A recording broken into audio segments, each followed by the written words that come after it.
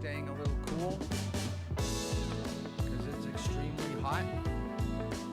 I broke out the air conditioning unit. I tucked it away in the far corner. So I apologize if you hear the rumblings of an air conditioner, but I am staying cool tonight. It is hot, hot, hot. Well, this is our last week. We are in the home stretch. We will finish tonight's class with a class tomorrow with some subjects that we were not able to complete. We'll have a review tomorrow evening on questions to expect on the final.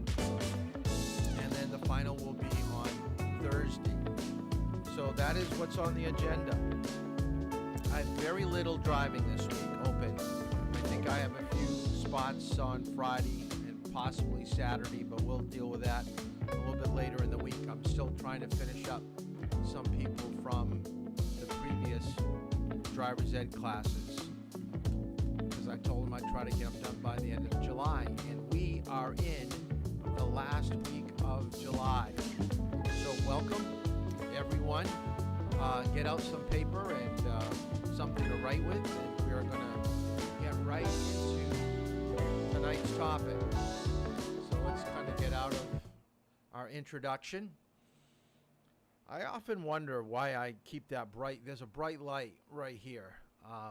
It puts off a lot of heat. I'm thinking, why in the world do I keep that on a hot day like today? Because once I get to the PowerPoint, you really don't get to see me that much. But I just think it gives a better picture with the camera. So let's kind of get into what we're going to talk about tonight. The other thing I'm noticing is that I'm going to probably end up talking louder. Maybe I'll have to turn things down because put in the comments if you can actually hear the air conditioner. I'm just curious with the mic whether it's picking it up because I have a feeling I'm talking a little bit louder than I normally do because of the air conditioner.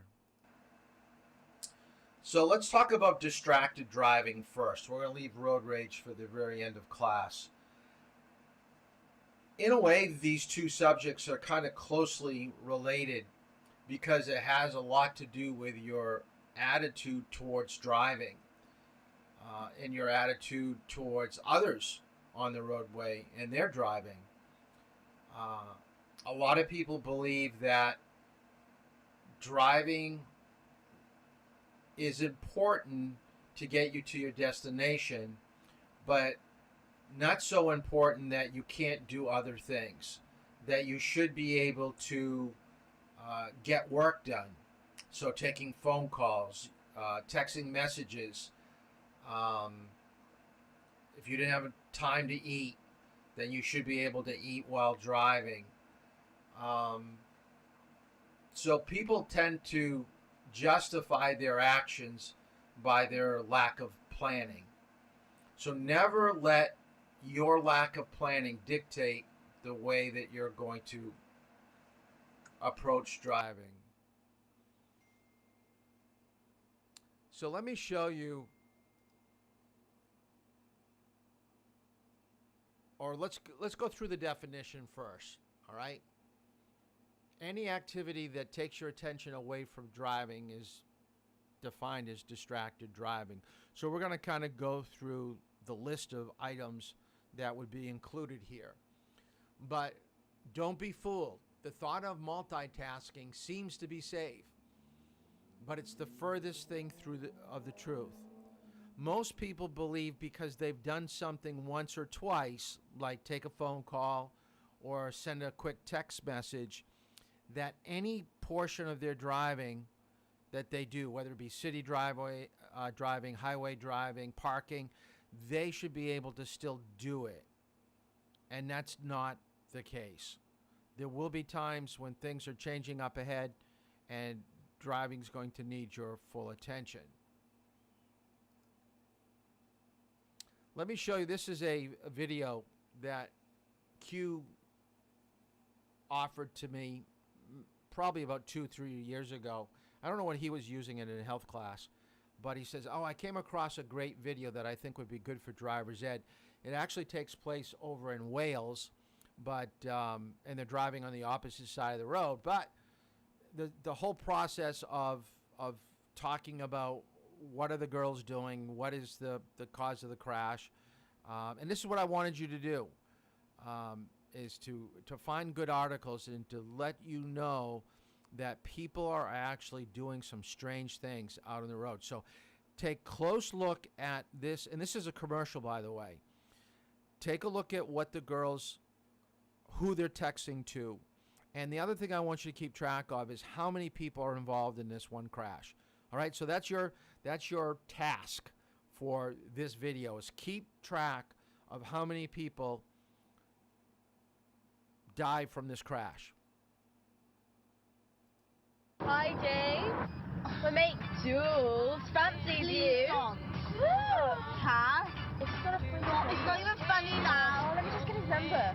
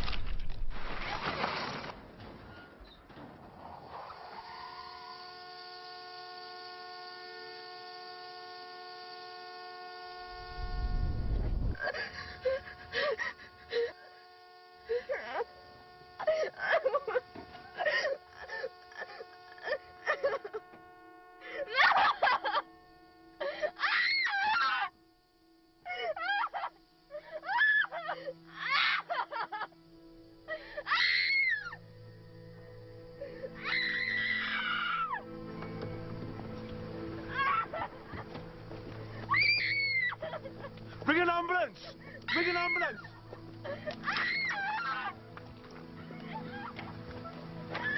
Stay still! I can't open the door. I've rung an ambulance.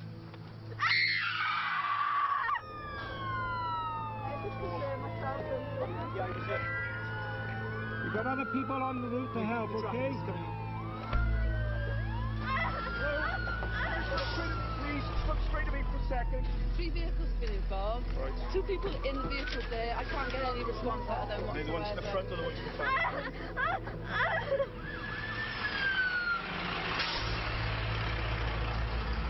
Mommy, Daddy, wake up! Mommy, Daddy, wake up! I just can't get any response whatsoever. I want Mommy and Daddy to wake up.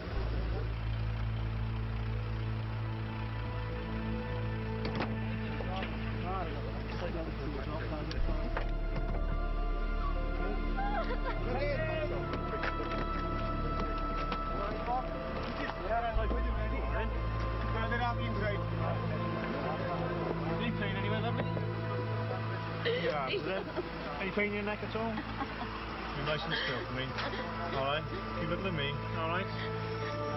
Cassie, can you hear me? What's your friend's name in the back? What's it? Jules, is it? Nice and still there for me.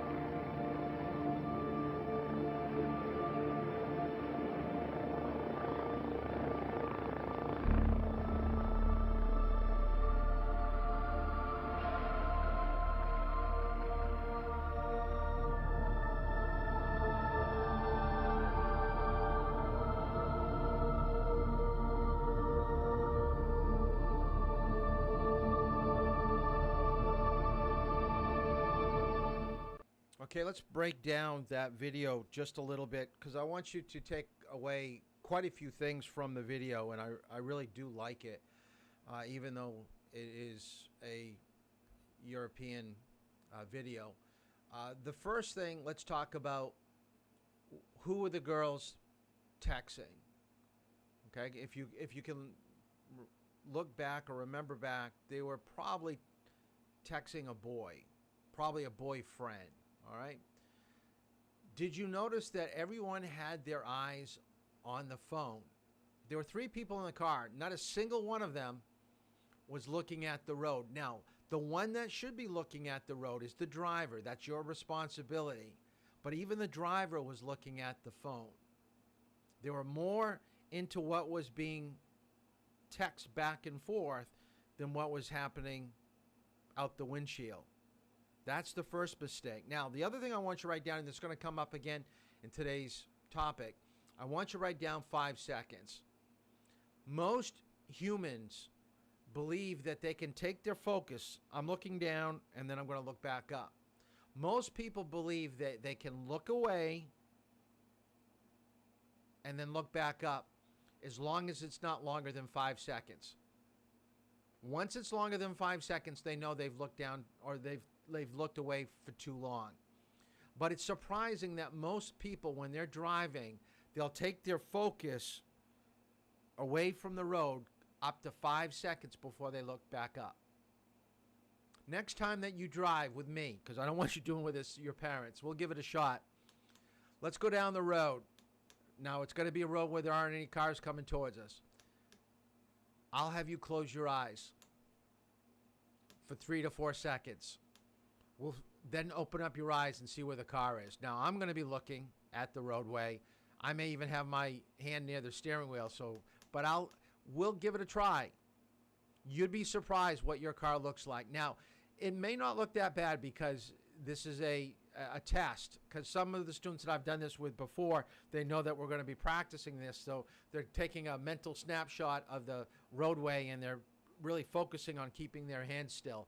But if there's a slight bend to the road or a little bit of a hill or something, we'll give it a shot. We'll take a look at what the car looks like. Very rarely, remember, will a road be straight.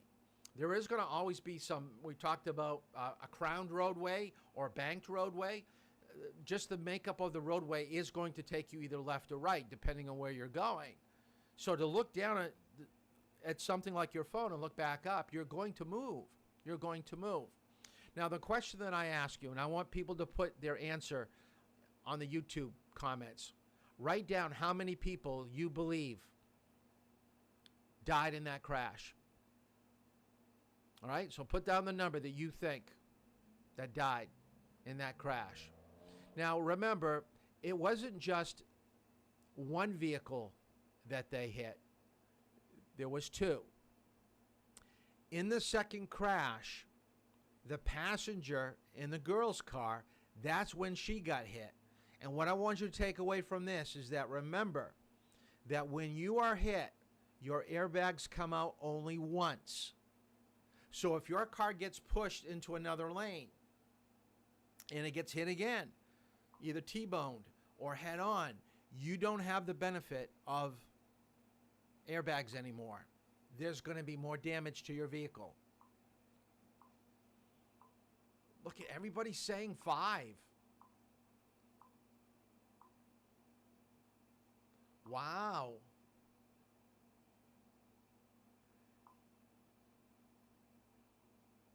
Kate and Gabriella were the only ones that were correct. Mina was correct too. She said 5 or 7. You're playing, Mina, you're cheating. You're playing the odds. You're playing both numbers. You got to choose one. It's actually 7. So, in the girl's car, 2. They hit another car, elderly people. There's another 2, so we're up to 4. The family car, the mom and the dad, and probably the baby. We don't know about the baby because the eyes are so dilated that we don't know. But I am betting that there's some head trauma, there's some internal damages going on, that the baby probably passed away. Now, let's just talk about the people that are living. There is a toddler who's able to speak. Can you imagine the trauma that she is going to have to live with, knowing that she saw her parents and her baby sister pass away? We can get over a broken leg. We can buy a new car, repair a car. There are physical damages and mental trauma that you'll never get over. It'll probably be years of counseling. She'll have to be brought up by other family members, or if she has no family members, she may be an orphan. She may have to be adopted. Let's go back to the driver. That one driver is responsible for all those injuries and deaths. She's the one that lived. Can you imagine the guilt, the shame that she has to live with, all because she was looking at her phone? Now, I'm not saying that she did this intentionally. I'm not saying that she's a bad person. She did something she wasn't supposed to. So don't make the correlation that she's a horrible person. I guess if you are a cousin or a family member, a neighbor, a coworker, you could have a lot of hate for a person that does something like that, and I understand that. But I don't think she, viciously did that. She was misguided, and this is why it's so important that we think about these things. You've got to set the attitude, the mindset right now that I am absolutely not going to do this. And stick to it. You can't start wavering. It's going to be okay some days and not okay other days. And when you drive with me, I point out other drivers. It irritates me. It irritates me that people are on their phone there when they're driving. Okay? There is no excuse for it at all. None. Oh, the last thing I forgot to talk about. What do you think the monetary cost of that crash is? Well over $200,000-$300,000. When you're talking about funerals and deaths and lost wages over a lifetime and being sued, oh my goodness. And just those helicopters coming out to transport people, that's probably between $50,000 and $100,000 right there. And the other thing that we don't think about, all the EMTs, I know it's their job. But there has to be a physical and mental tear on them and their families by seeing death and destruction on the roadways day in and day out. So if you're doing something like this, you're contributing to their mental welfare. You got to look at, you don't want to put people in a situation where they have to see your mistakes, what you did. I really don't need you to write down the numbers. I just want to show you basically how many. And I know this is 5 years old. It's really kind of hard to get updated information. I tried to do this about a year ago. But I do want you to write down on the far right side, and I think it's going to be on the next slide, so we'll just bump into that right now. The 4 types of distraction that I want you to write down, because you may find yourself being affected by one more than the other. So the 4 that I want you to write down: cognitive, auditory, visual, and manual. Now, a lot of these will be intertwined. That where it says distraction of thought and concentration could also be mixed with visual, where you're actually reading a text and you're thinking about how to respond. So it's not only a visual distraction, but it's a cognitive, so it's both. Or you're listening to the radio or a passenger in the vehicle and you're looking away from the roadway because you want to turn your wipers on and you can't find how to activate the wipers. So you're listening and it's manual, you're using your hands. So a lot of times these are going to be compiled together. These are some of the forms, and probably from top to bottom, texting being the worst, talking on the phone second, changing or playing music, eating. I think we all can probably attest to parents that they're late bringing you somewhere, so they're eating. And put this down in your comments up here. How many of you have parents that talk on the phone? I think I do this with most classes. It's about half. It's about half. Okay? It's funny that they're having you take driver's ed. Well, you have to take it in order to get your license, but you're being told not to text and drive tonight, yet you're being put in an environment where your parents are modeling the wrong behavior. And maybe you're going to model your parents' behavior and not even pay attention to what we're talking about tonight and how it will actually affect you and others on the roadway, because you know your parents won't get upset because they do it. But you have to put into place good driving skills, and I'm talking about parents right now, in order to enforce it with your kids.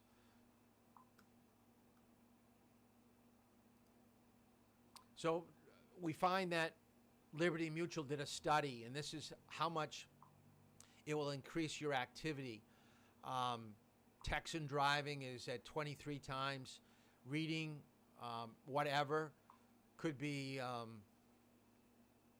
pamphlet. It could be your phone. Look at that. We've got so many people. A few I don'ts. I like that. Okay, dialing a handheld device, 2.8. Applying makeup. That was kind of odd when I first saw that. Handling a CD or a iPod, trying to plug it in possibly. Eating is 1.6. Talk or listening to handheld devices, 1.3. So, by far, texting while driving is way up at the top. Actually, this is an old map, but I do want you to know that Montana does have a texting law now. So it's good to know that every state, and you should write that down in your notes, every state has some form. Now, some are less severe than others, but every state has some type of handheld restriction. So you can't go to another state and think, oh, I know I can't do it in New Hampshire, but I should be able to do it in Massachusetts. No, every single state. Actually, I don't have this video. I want you to write down, though, that texting and driving, you mimic the same type of driving behavior as someone drunk. So it looks like you're driving down the road because you're swaying, you're staying, or you're not staying in your lane. So you're drifting, then you're coming back. Go a little bit further, then you're drifting a little bit more, coming back. So failure to stay in the lane, and usually you're going at a lower speed when you tax. Very seldom do people go faster, because when you do something that needs thought process, most people, when they think, they try to slow things down a little bit. Oh, I got this one, though. Okay, can you believe this? Yeah.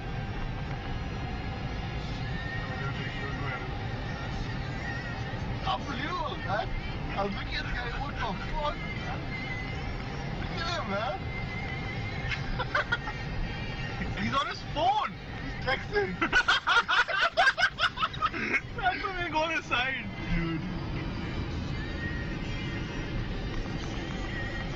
He's just chilling. He's a motorbike. Hey, what if you do? That's crazy, dude.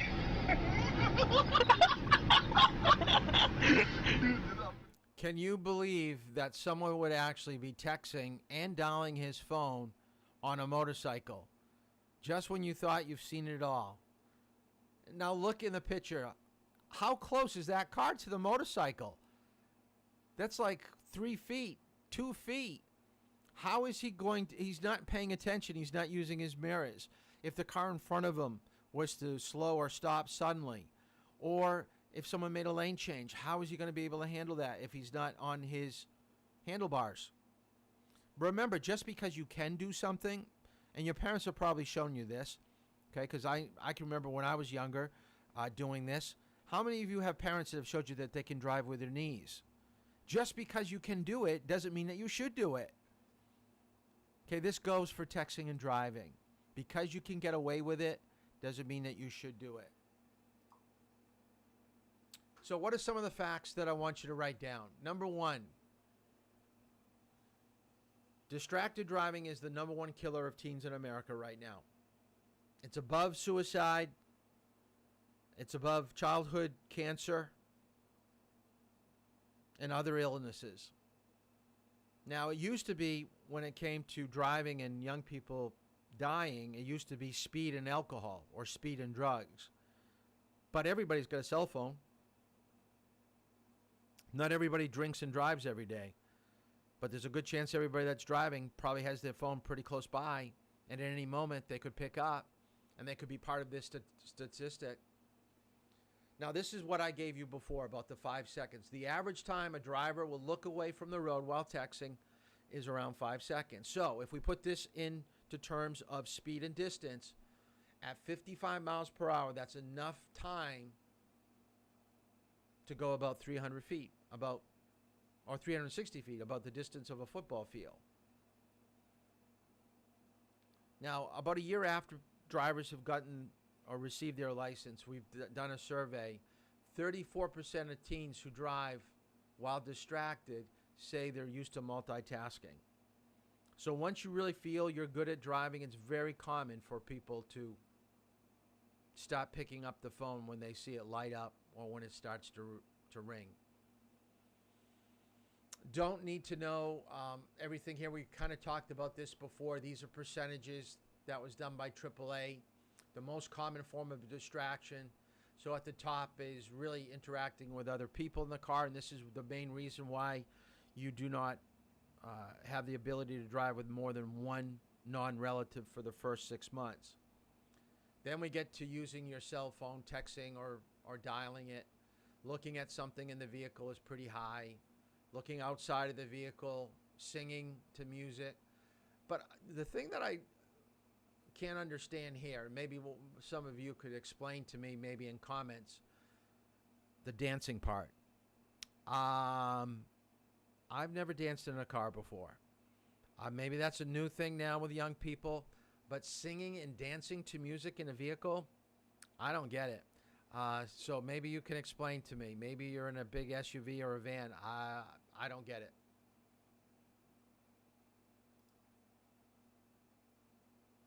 I already gave you most of these statistics here. Here's let's see who can guess this, the correct answer here. In 2014, okay, we had roughly, let's say, shy of 3,000 deaths. Why did it spike in 2015 and 2016? So I want you to write down, why did it spike for these 2 years? And then in 2017, it dramatically dropped, almost in half. And then 2018, it started to kick back up again. Let's see who can figure this out. Okay, try to answer that question. So leave it in the comments. I'll go back to it in a minute.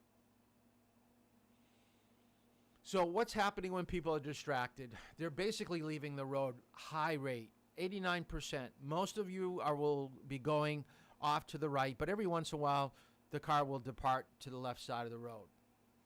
Some of you are going to get rear-ended or rear-end other people. Some of you are going to hit people at a slight angle. And then loss of control is where you're coming around a corner and you're just trying to get back onto the road. And you can't. And you just lose control. But by far, is leaving the road is way up there. I don't see anybody guessing what the reason for the increase. So let's take a look at, this is AT&T. We know, that's my carrier on my cell phone. But they figured they'd do a ad campaign of trying to let people know we are glad you're using our product, you're using our phones and our service, but please don't do it while you're driving. The other thing that I want you to take a look at, Joseph got it right. There you go. Joseph got it right. Okay, now why did it go back down? So you got to write down, why did it go down? Okay, we'll talk about it after the video. So let's take a look at the video.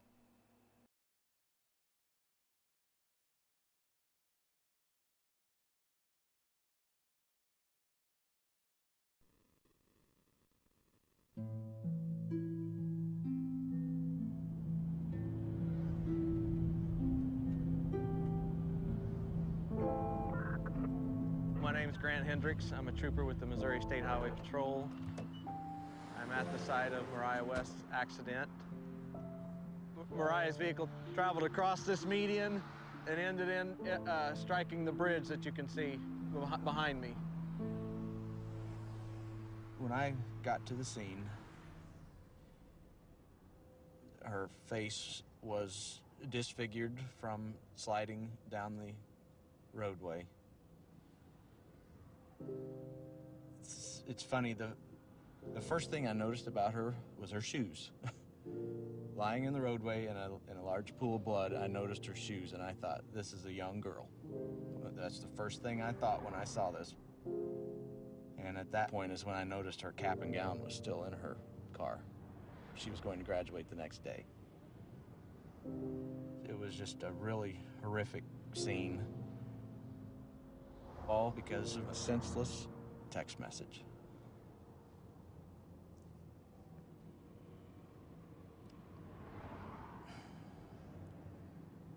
It's just sad. Sorry, it's just sad.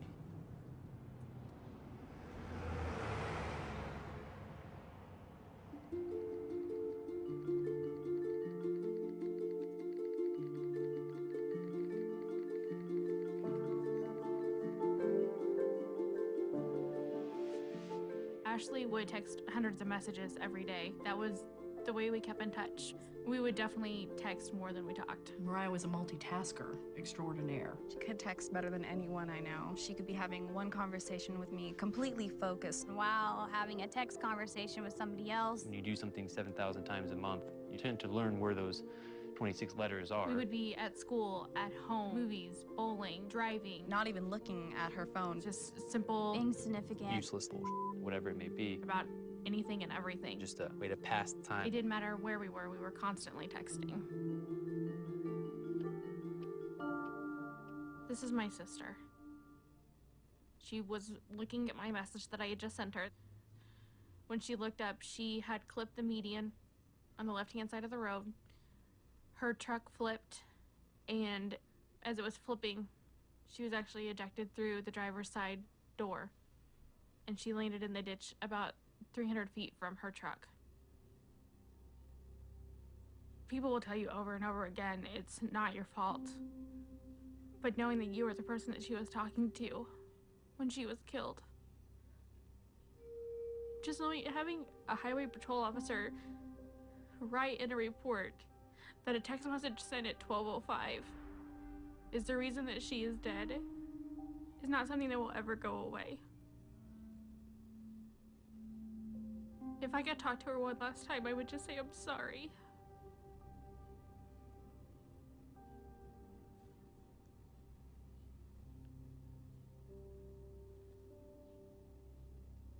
This is her cell phone that she used in the accident.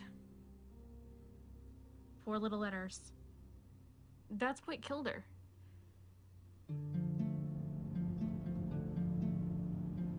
You never really think about it, but people associate drinking and driving as a dangerous thing. Your vision's impaired, your judgment's impaired. But if you look at texting and driving, your vision's not even there. You're not even looking at the road.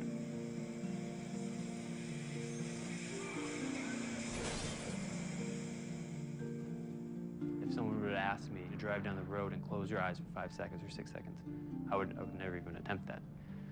But then if someone asks, read this text message and respond to that in about the same length of time, well, that would be no problem. I'd done that numerous times in the past before this accident. I was on my way home. I had my girlfriend in the car, and I'm just reading a text message, responding. I was looking up every couple seconds or so, like I always did. And I just hear a loud scream next to me, and the next second I look up and I see a bicyclist crashing the windshield.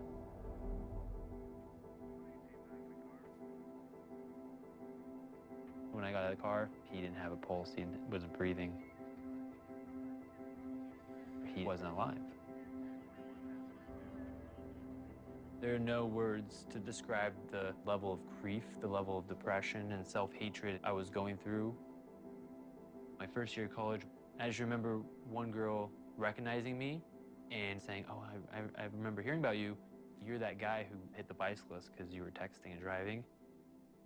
That was actually the day before I ended up going to the hospital for emotional problems.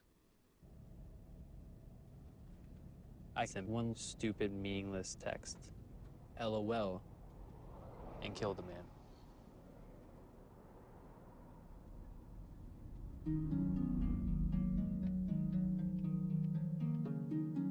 People don't realize it could just take 3 seconds.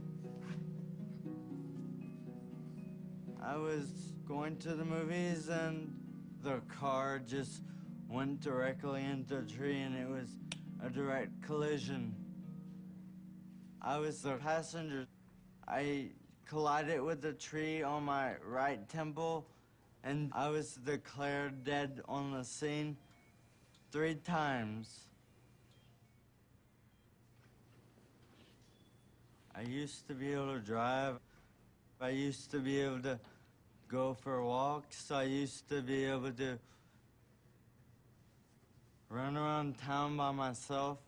I used to have a job. I was normal. And all this, I cannot do anymore because they had the text. This is the text message that changed my life forever.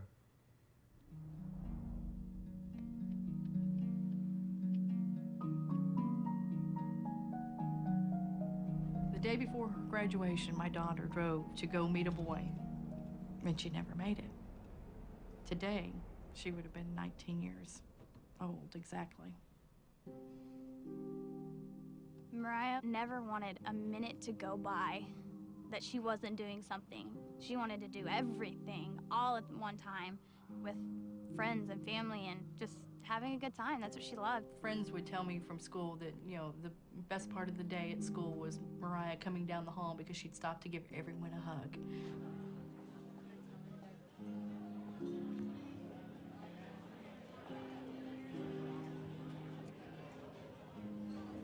Okay, guys, in honor of Mariah.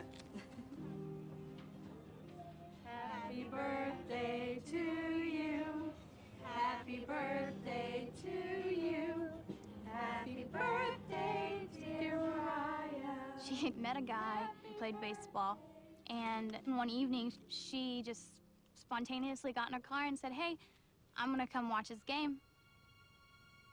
He was texting her to tell her directions of where she needed to go.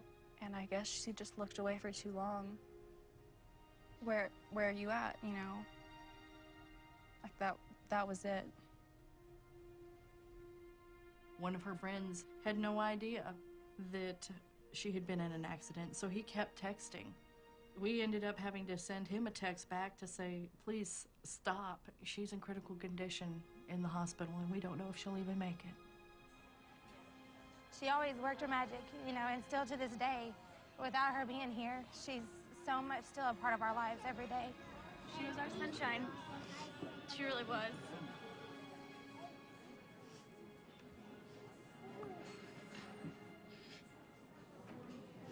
She was. It's a simple text message. Where are you at? 3 simple words. She paid the ultimate price for her actions. I've had to do this more than once. Mariah is not the only victim that I've dealt with. And it never gets any easier. And it won't get any easier. What is worth losing your life over? That text message?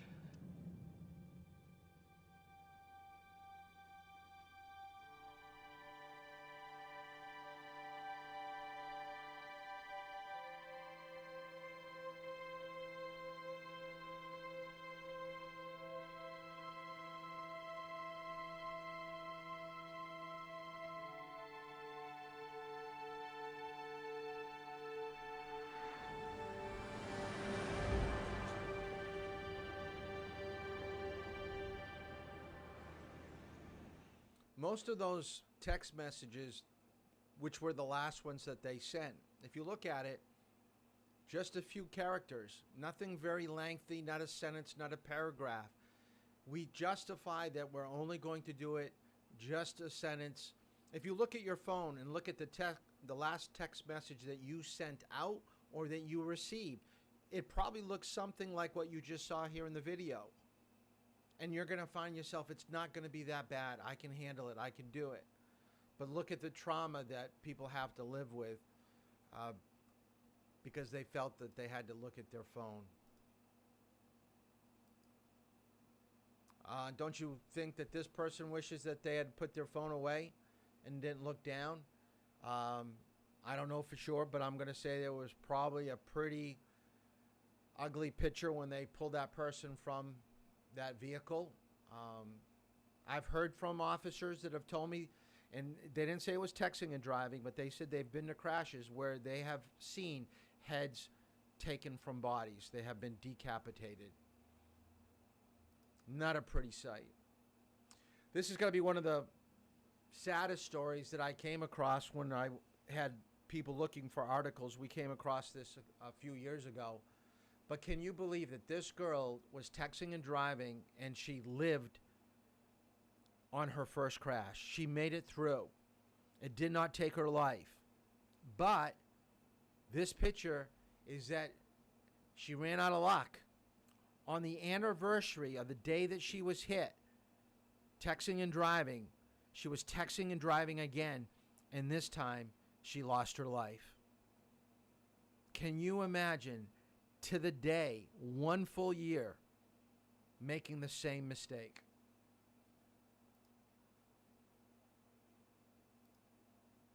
So let's talk about what you can do. Okay, first of all, make it simple. Turn the phone off. You don't know it's being lit up. You don't know it's vibrating. You don't know it's ringing. Put it away. Turn it off. If you feel like you've got to hear it ring, then put it someplace that you can't reach it. You know it's ringing.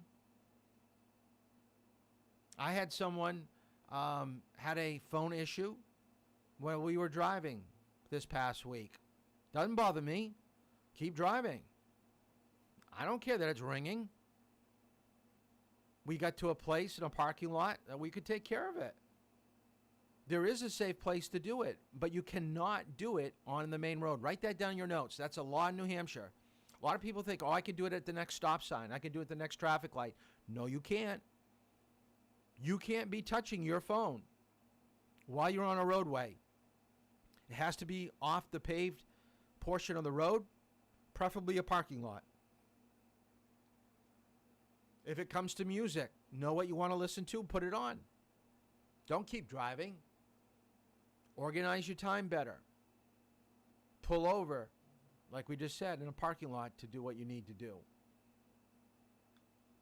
More than anything, you've got to stick to that desire that I am not going to be caught texting and driving, talking on my phone. I'm not going to do it. And now Bluetooth, you better have Bluetooth. You can't have handheld. Let's talk about what the laws are in New Hampshire. This is what they're doing in Tennessee.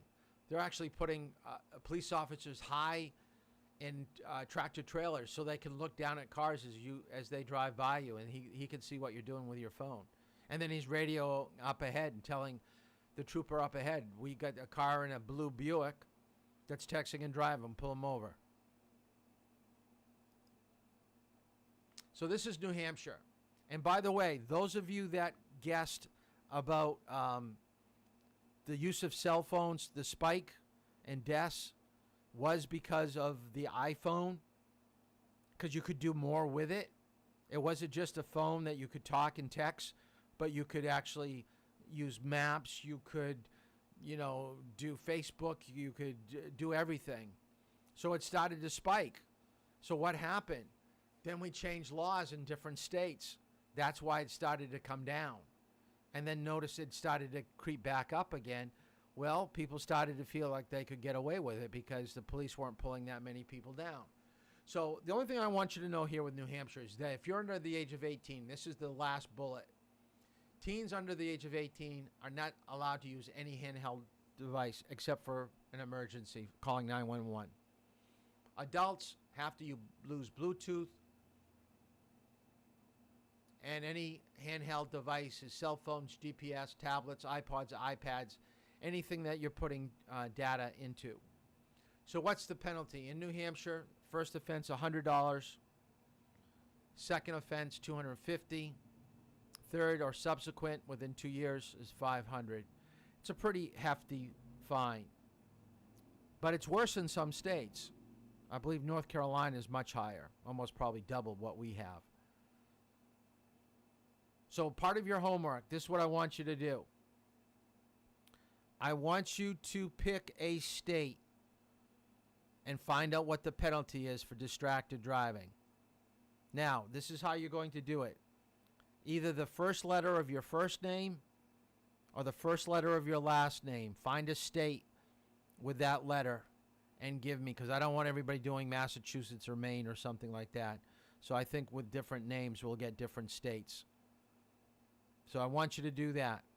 Find a state. What is their distracted driving fine? Use the first letter of your first name, first letter of your last name.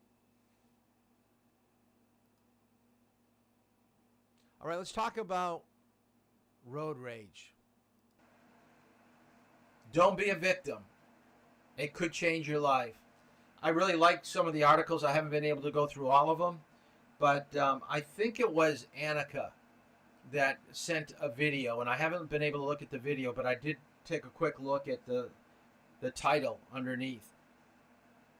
A person pulls out an assault weapon on a road rage situation. What are you going to do with that assault weapon? Do you know that if you take off the safety and pull the trigger, how many rounds of ammunition is going to come out? You're going to blow away more than just one person if there's a group of people, especially if it's like at a gas station. And then someone else had an article about someone used I believe a car tool, a wrench, to go after somebody. People are losing their cool behind the wheel of a car. I'll tell you this, and I have found this to be true in all the years that I've been... Oh, you're doing it right now, Joseph. You don't have to do it right now. It's homework. You gotta be staying with the program here. Let's finish up tonight. Okay, you can do that later. If you're an angry person, generally, you have a short fuse. And I think we all know people at school that are hot-tempered. We also know people that are cool as a cucumber. Nothing ever gets them upset. They're going to probably be that way behind the wheel of the car. Just like that person with a hot temper, it's going to carry with them wherever they go. Whether it be at a job, whether it be at school, with their family, in the car. But be very careful when they're in a car, because now they've got something that's like 1.5 tons. A car could be used as a weapon. They could try to inflict their anger upon you. Now, I found this to be, now I'll show you two news articles. One's from New Hampshire, one's from Mass. So let's relate it to you since you're a teen. So let's take a look at what's happening here in our little state of New Hampshire. PD tonight, Eller is keeping his license for now. Well, Tom and Tiffany, the judge thought it would be important for Eller to continue to drive as he looks for work. But it's hard to say what the employment prospects would be for a guy who can't explain why he decided to run someone else off the road. Police say they've never seen such a blatant case of road rage. Friday morning, 18-year-old Cody Eller appeared in court, charged with felony second-degree assault and vehicular assault. Just a few hours prior, around 4:30 a.m., investigators say he intentionally veered his Ford Fusion into a man on a motorcycle trying to pass him on Windham Road in Pelham. Mr. Eller admitted to the officers, made some sort of a comment to the effect of he wasn't going to allow the motorcycle to pass him. And that's what he tried to force him off the roadway. The victim ended up at Parkland Medical Center with a broken leg. The wife of 45-year-old William Hawksley says her husband was riding his Kawasaki from home in Brentwood to work in Lowell. Now he'll need surgery to fix his leg. News 9 caught up with Cody Eller after he bailed out. I wasn't thinking at all. Eller spoke briefly, admitting he was as confused as anyone else as to why he did what he did. I am not a dangerous man. I did not mean to do that, but just my thoughts and my actions just wasn't correct. Court paperwork indicates Eller sped up and crossed over the double yellow line to hit the bike as Hawksley attempted to pass on the left. A neighbor on 111A apparently witnessed the crash and called 911. While Eller has no explanation for his actions, he does want to apologize. I'm sorry for what I did, and I did not mean to hurt that guy with any intention. Mr. Eller does face some serious charges, but he does not have a prior criminal record. His only previous brush with the law was for speeding. Reporting live in Pelham tonight, Adam Sexton, WMUR News 9.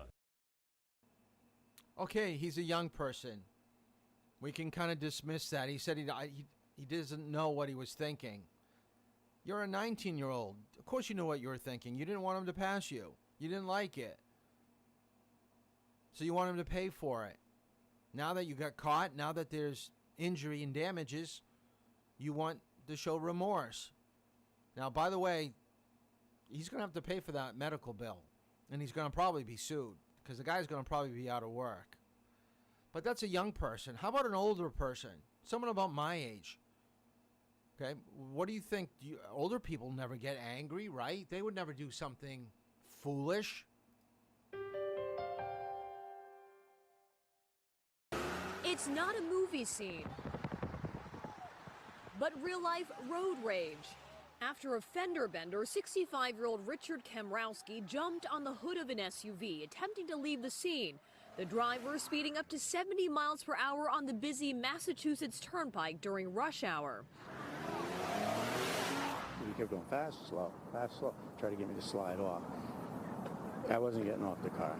Kamrowski managed to hang on for miles as an onlooker captured the dangerous highway ride.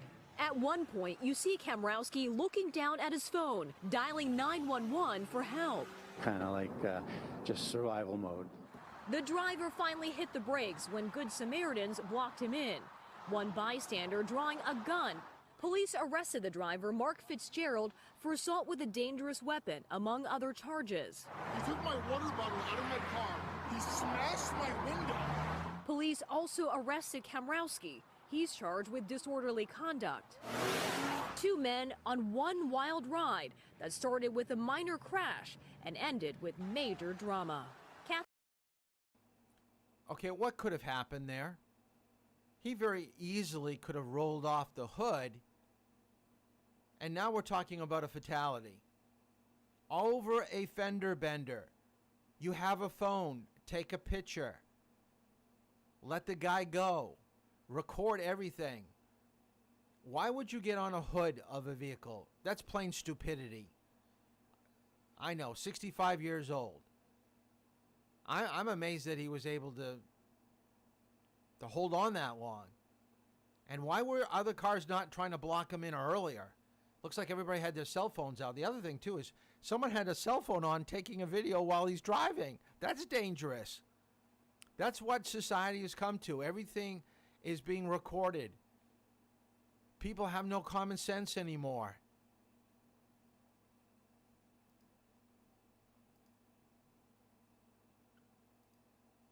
Okay, I want you to write down these two definitions. One is anger, one is mad. The definition of anger is a strong feeling of annoyance, displeasure, or hostility. Life's not fair. We get upset. It's a human emotion. Everybody gets angry. It's going to happen. And it's going to happen when you're behind the wheel. The problem is if you get mad. Mad is being completely unrestrained by reason and judgment. You're in a fit or mood of bad temper. You're acting out.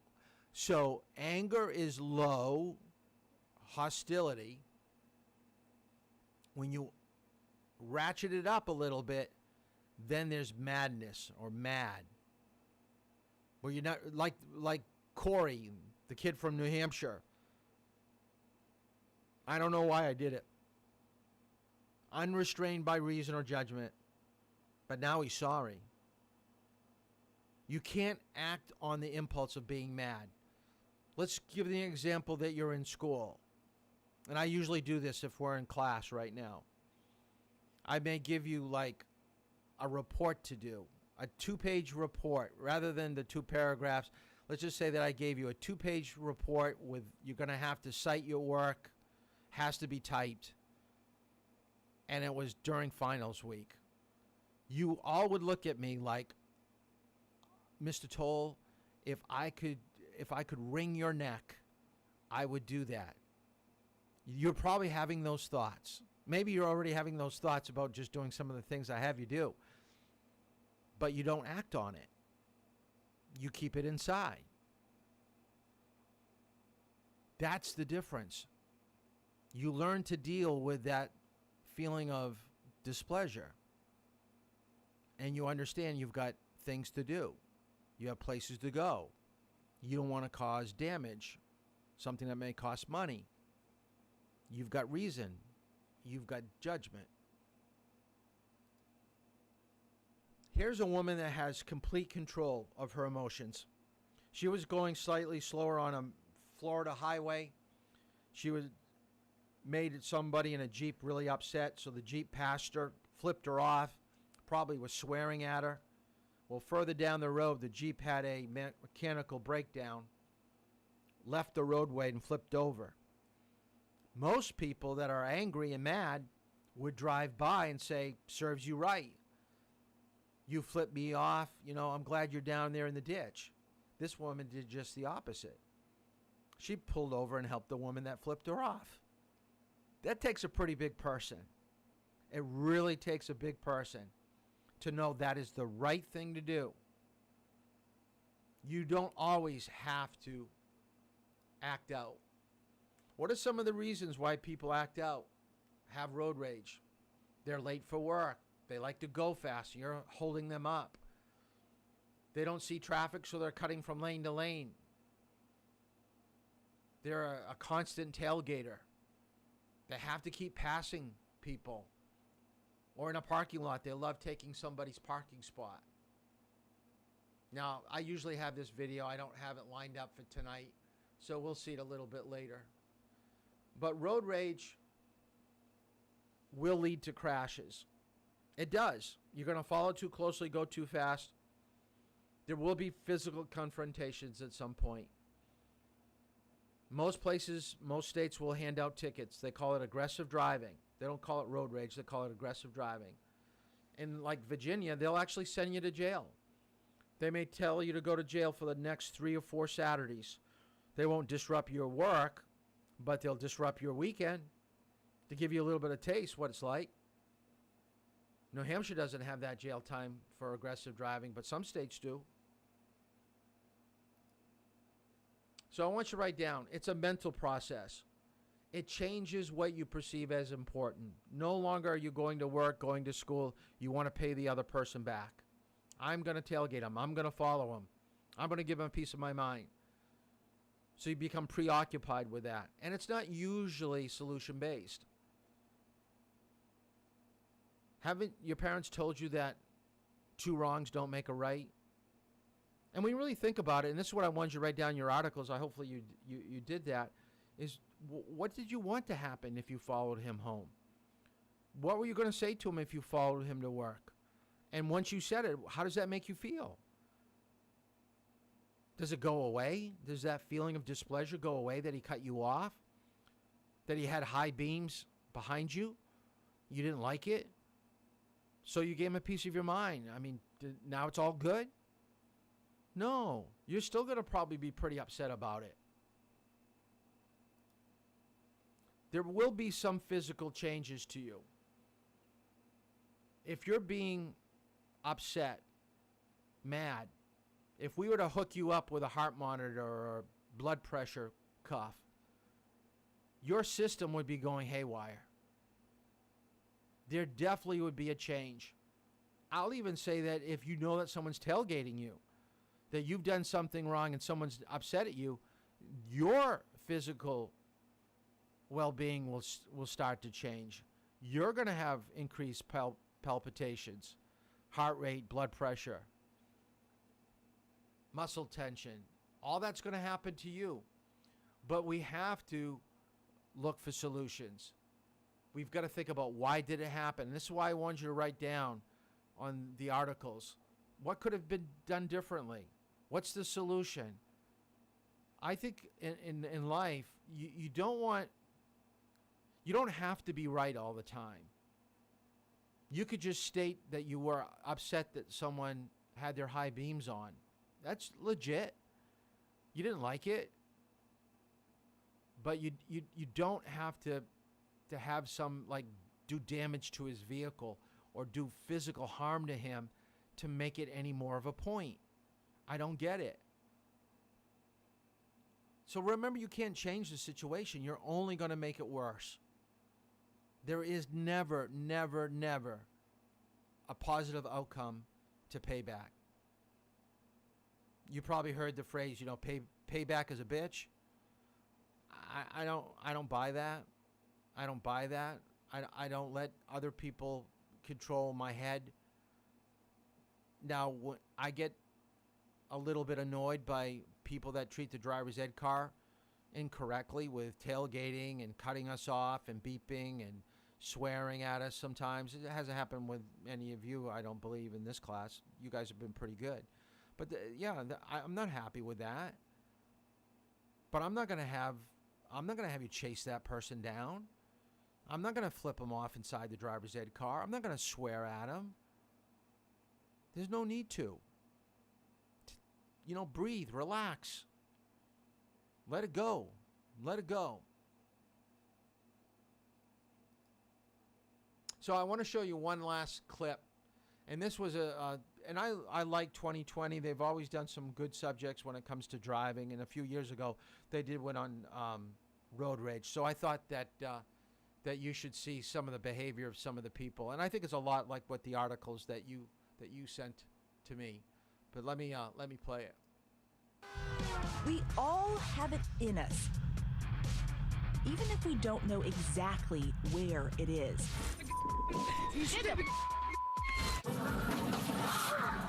A limit, a breaking point, a dark place where civilization ends and animal instinct takes over. And there may be no faster way to get there than right here, on the roadways of America at the intersection of velocity and violence. Oh, we have 2 victims here. You've seen the stories leading your local news. Another case of road rage. And polluting YouTube. What feels like a daily diet of road rage reports. Just last week, this shocking video of an incident on a California freeway leading to a multi-car crash. Call 911, Chris. Nearly half of all drivers surveyed have experienced some form of road rage. Here in Denver, the Mile High City, drivers have hit new lows. Local officials reporting deadly traffic crashes have been slowly creeping up for several years. We know you're fed up. So are we.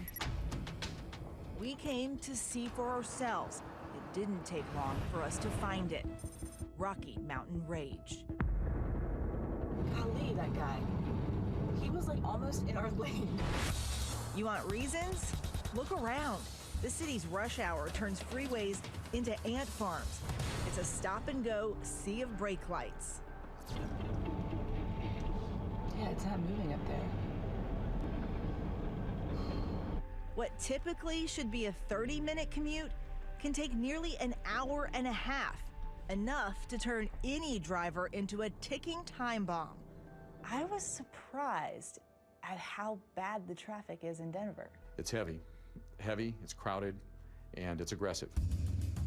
Captain Jeff Goodwin of the Colorado State Patrol is fighting the uphill battle against an army of hot-tempered motorists. Don't touch me! There is that group of individuals that get up helter-skelter every morning. They're never on time.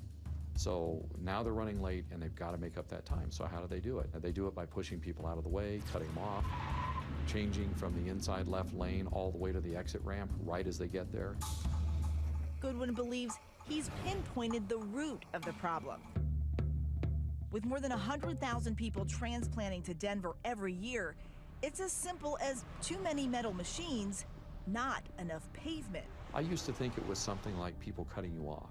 But you know, one of the things that people really get angry about, if somebody honks the horn at you because you've sat too long at a light, I think they literally go from the Dr. Jekyll to Mr. Hyde. Around the country, it's not just gangbangers and street thugs mixing it up. It could be any of us. Take a look at these guys in business attire doing the WWE SmackDown. We showed the good Captain Goodwin some examples of bad behavior, and he provided us some potentially life-saving road rules to help you. Rule number 1, don't make eye contact. This motorist is out of control. And this victim is doing all the right things. Just stare ahead, don't engage. Right. Yeah, the minute you engage, who knows where this goes. Rule number 2, never approach the window. All right, wow, okay. This is more than over the top because now you have a gun involved. So you're gonna pull your gun out? What kind of... You never know who's packing heat. Exactly.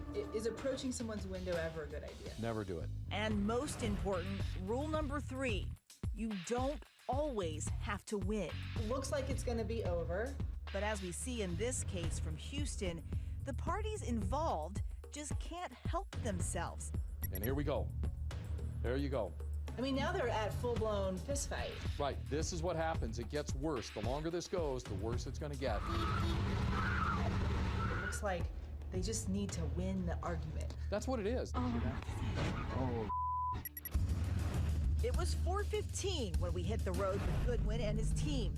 They prowled the interstate looking for bad behavior. We're looking for aggressive drivers. Triggers. Which often lead to the road rage we see on the news. This is a 75 mile. Well, we're doing 17 and a 75 at rush hour.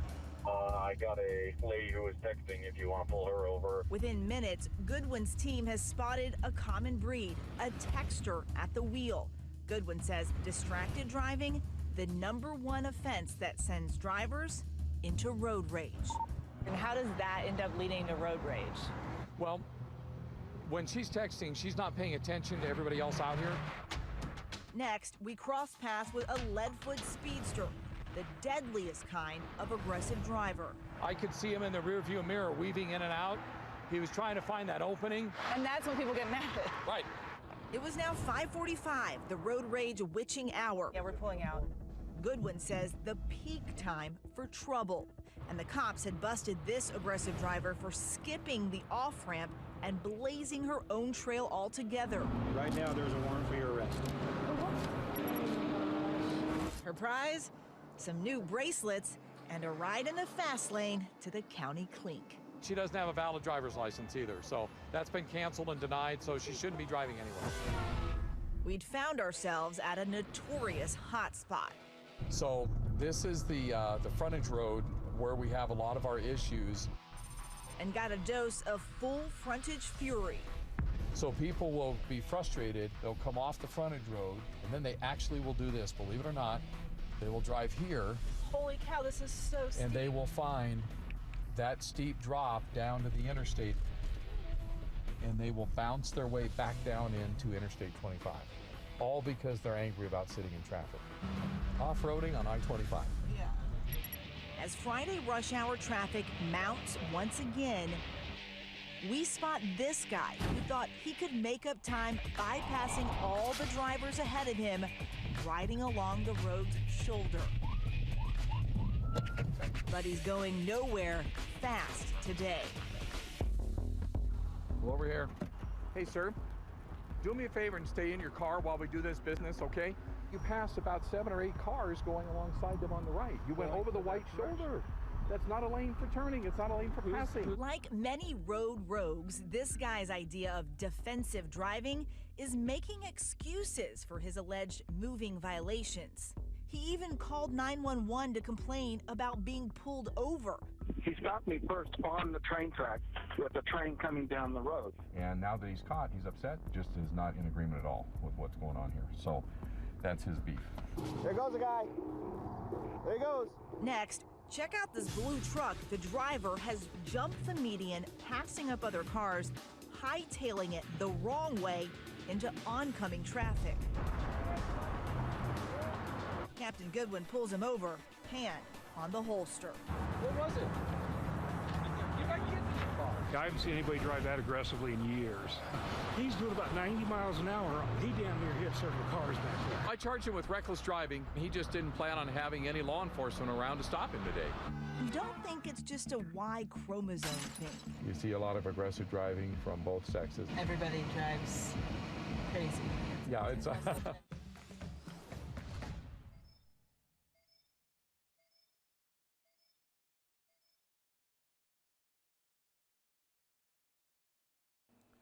If you talk while you're driving at other people, like screaming at them, if your parents do that, you may have a road rage problem, all right? Okay? Usually when you're screaming inside your car, other people can't hear you. Okay, unless they can read lips, you get close enough to them. I don't get the point. Why are you yelling inside the car? It's only going to get you worked up. Okay, that's not a smart thing. But doesn't this kind of scare you a little bit about getting your license and you're going to be all by yourself out on the roadway? These are the people that you're going to be driving around. It's crazy what people will do with their vehicle. And this is just out of the Midwest. We could take any metropolitan area and ride along with a police officer, and they could tell you story after story after story. This is why I wanted you to find the articles, is see how current they are. This is something that's happening on a daily basis. That's how unsafe our roads are. So we've got to take measures to make sure that we don't get involved in that. So I really like what he told you. So put that, write that down and put that into your repertoire of what to do if someone's coming at you and they're upset. Is do not make eye contact. Do not get out of your vehicle. Do not make comments to help to escalate the situation.